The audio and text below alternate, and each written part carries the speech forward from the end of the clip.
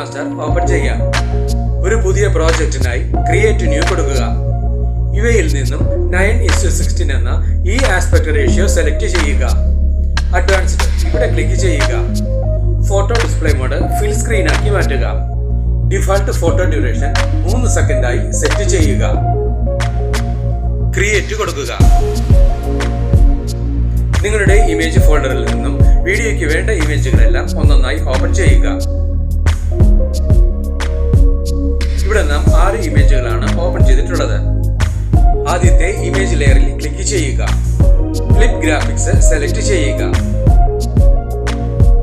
Feeling down എന്ന ഈ ഒരു ബീറ്റ് സിങ്ക് ഗ്രാഫിക്സ് ആണ് ഈ എഡിറ്റിംഗിനായി ഉപയോഗിച്ചിട്ടുള്ളത്. ഇത് നിങ്ങളുടെ കൈൻമാസ്റ്ററിൽ ഉണ്ടായിരിക്കുന്നതല്ല. ബീറ്റ് സിങ്ക് ഇൻസ്റ്റാൾ ചെയ്തതിനായി നിങ്ങളുടെ ഫോണിൽ നിന്നും പ്ലേ സ്റ്റോർ ഓപ്പൺ ചെയ്യുക. സെർച്ച് ഇവിടെ ക്ലിക്ക് ചെയ്യുക. ബീറ്റ് സിങ്ക് എന്ന് ടൈപ്പ് ചെയ്ത് കൊടുക്കുക. Beat sync hot videos easy and quick ഈ ഓപ്ഷനിൽ ക്ലിക്ക് ചെയ്യുക. ഇൻസ്റ്റാൾ കൊടുക്കുക. ബീറ്റ് സിങ്ക് ഇൻസ്റ്റാൾഡ് ആയിട്ടുണ്ട്. ഓപ്പൺ കൊടുക്കുക. ഇമേജ് ആഡ് ചെയ്യുന്നതിനായി ഇവിടെ ക്ലിക്ക് ചെയ്യുക. ഏതെങ്കിലും ഒരു ഇമേജിൽ ക്ലിക്ക് ചെയ്യുക. നെക്സ്റ്റ് കൊടുക്കുക. താഴെ ഈ കാണുന്നതെല്ലാം ഓരോ തരത്തിലുമുള്ള ഗ്രാഫിക്സുകളും എഫക്റ്റുകളുമാണ്. ഫീലിംഗ് ഡൗൺ എന്ന ഈ ഗ്രാഫിക്സ് ആണ് ഇവിടെ നമുക്ക് വേണ്ടത്. ഈ ഗ്രാഫിക്സ് ഡൗൺലോഡ് ചെയ്യുന്നതിനായി കൈൻമാസ്റ്റർ ഐക്കണിൽ ക്ലിക്ക് ചെയ്യുക. ഗ്രാഫിക്സ് ഇൻസ്റ്റാൾഡ് ആയിട്ടുണ്ട്. ഈ ആപ്ലിക്കേഷൻ ക്ലോസ് ചെയ്ത് കൈൻമാസ്റ്ററിലേക്ക് തിരികെ എത്താം. ആദ്യത്തെ ഇമേജ് ലെയറിൽ ക്ലിക്ക് ചെയ്യുക. ഫ്ലിപ്പ് ഗ്രാഫിക്സ് സെലക്ട് ചെയ്യുക. ഫീലിംഗ് ഡൗൺ സെലക്ട് ചെയ്യുക. ഇവിടെ നമുക്ക് വ്യത്യസ്ത രീതികളിലുള്ള 7 ഗ്രാഫിക്സുകൾ ലഭ്യമാണ്.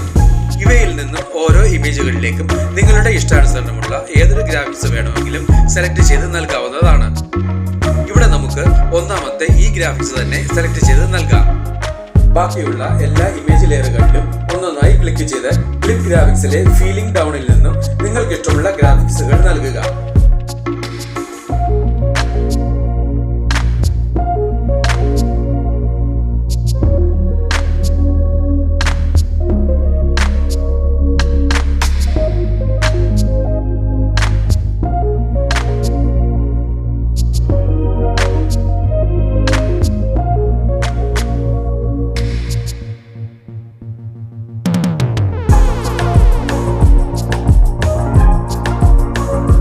എല്ലാ ഇമേജുകളിലേക്കും വേണ്ട ഗ്രാഫിക്സുകളും നൽകി കഴിഞ്ഞിട്ടുണ്ട്.